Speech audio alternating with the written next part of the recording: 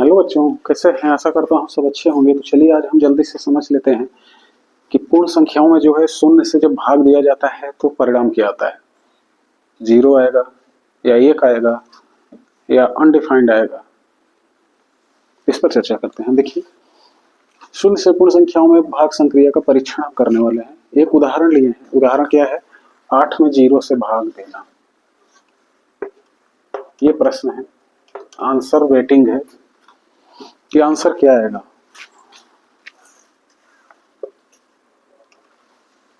8 में 0 से डिवीजन करना है। तो बच्चों, डिवीजन की प्रक्रिया जो है वह सतत घटाने की प्रक्रिया होती है। मतलब जो भाज्य होता है उसमें से भाजक को हम लोग क्रमिक रूप से इतनी बार घटाते हैं कि नीचे कुछ न बचे, या अगर वो कंप्लीटली डिविजिबल है तो कुछ नहीं बचेगा। अगर वो पूर्णतः विभाज्य नहीं है तो कुछ बचेगा। तो जब वो कुछ बच जाता है तो वह शेष फल होता है।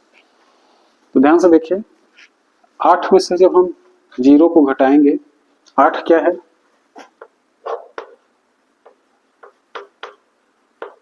भाजक। गलत, भाज्य है। और ये क्या है? भाजक। इससे भाग दे रहे हैं, उस भाग की घटाने की संक्रिया हो रही है। 8 में से 0 घटाएंगे, 8 आ गए। ये पहली बार किए हम। कितनी बार? एक बार। दूसरी बार किए, फिर 8 आ रहा है। तीसरी बार घटाए, फिर 8 आ रहा है। चौथी बार घटाए, फिर भी 8 आ रहा है। फिर अनंत बार जब हम घटाए तब भी 8 ही आ रहा है, जो कि अपरिवर्तित है। तो इससे क्या रिजल्ट निकल के आता है कि किसी भी पूर्ण संख्या में शून्य से जब भाग देंगे तो आप अनंत बार घटा लीजिए उसको, एक भी संख्या इससे कम नहीं होगी।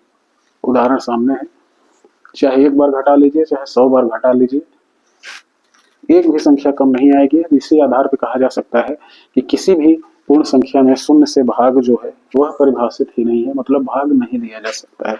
कहने का से भाग संभव नहीं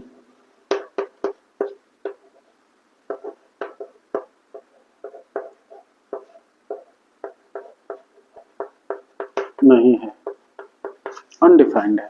तो आशा करता हूँ ये छोटा सा कॉन्सेप्ट आपको समझ में आ गया होगा।